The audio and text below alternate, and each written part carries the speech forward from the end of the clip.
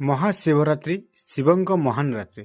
ପ୍ରତିବର୍ଷ ଭଗବାନ ଶିବଙ୍କୁ ସମ୍ମାନ ଜଣାଇ ପାଳନ କରାଯାଏ, ଯାହା ଶିବ ଏବଂ ଶକ୍ତିର ମିଳନ, ଶିବ ଏବଂ ପାର୍ବତୀଙ୍କ ବିବାହ ବାର୍ଷିକ ଏବଂ ଶିବ ଯେଉଁ ରାତିରେ ବ୍ରହ୍ମାଣ୍ଡ ତାଣ୍ଡବ ନୃତ୍ୟ ପ୍ରଦର୍ଶନ କରିଥିଲେ ସେହି ରାତିରେ ପାଳନ କରାଯାଏ।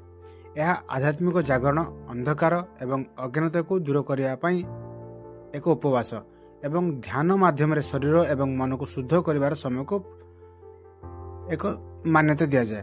ମହାଶିବରାତ୍ରି ପାଳନ କରିବାର ମୁଖ୍ୟ କାରଣ ଗୁଡ଼ିକ ହେଉଛି ଶିବ ଏବଂ ପାର୍ବତୀଙ୍କ ବିବାହ। ଅନେକ ଏହି ରାତିକୁ ଦେବୀ ପାର୍ବତୀଙ୍କ ସହ ଭଗବାନ ଶିବଙ୍କ ବିବାହ ଭାବରେ ପାଳନ କରନ୍ତି, ଯାହା ପୁରୁଷ ଚେତନା ଏବଂ ପ୍ରକୃତିକୁ ଯୋଉଟାକି ଶକ୍ତି ମିଳନକୁ ବୁଝାଯାଏ। ଏହା ଏକ ବିଶ୍ୱାସ କରାଯାଏ ଯେ ଭଗବାନ ଶିବ ପ୍ରଥମେ ଏହି ଦିନ ମଧ୍ୟରାତ୍ରିରେ ଏକ ବିଶାଳ ଶିବଲିଙ୍ଗ ଭାବେ ପ୍ରକାଶିତ ହୋଇଥିଲେ। କସ୍ମିକ ନୃତ୍ୟ ଯୋଉଟାକି ତାଣ୍ଡବ, ବିଶ୍ୱାସ କରାଯାଏ ଯେ ଶିବ ଏହି ରାତିରେ ସୃଷ୍ଟି ସଂରକ୍ଷଣ ଏବଂ ବିନାଶର ତାଙ୍କର ବ୍ରହ୍ମାଣ୍ଡ ନୃତ୍ୟ ପ୍ରଦର୍ଶନ କରିଥିଲେ।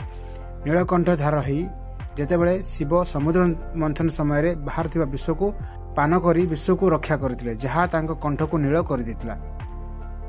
ଆଧ୍ୟାତ୍ମିକ ଗୁରୁତ୍ୱ ଅନୁସାରେ ଯୋଗୀମାନଙ୍କ ପାଇଁ ଏହି ରାତି ହେଉଛି ସେ ରାତିରେ ଭଗବାନ ଶିବ ସମ୍ପୂର୍ଣ୍ଣ ସ୍ଥିର ହୋଇଗଲେ ଚେତନାର ଚୂଡ଼ାନ୍ତ ଧ୍ୟାନ ଅବସ୍ଥାକୁ ପ୍ରତିନିଧିତ୍ୱ କରିଥାନ୍ତି, ଯେଉଁଠାରେ ଆଧ୍ୟାତ୍ମିକ ଚେତନା ପୃଥିବୀକୁ ସ୍ପର୍ଶ କରେ। ଅହଙ୍କାରକୁ ଜୟ କରିବା ଏବଂ ଏହାକୁ ଅହଙ୍କାରକୁ ନଷ୍ଟ କରିବା ସମୟ ଭାବରେ ବିବେଚନା କରାଯାଏ। ଯେପରି ଶିକାରୀଙ୍କ କିମ୍ବଦନ୍ତୀ କୁହାଯାଇଛି ଯେ ଏହା ଆଲୋକିତ କରେ, ନିଷ୍ଠାପର ଭକ୍ତି, ମୋକ୍ଷ ଏବଂ ଜ୍ଞାନ ଆଡ଼କୁ ନେଇପାରେ।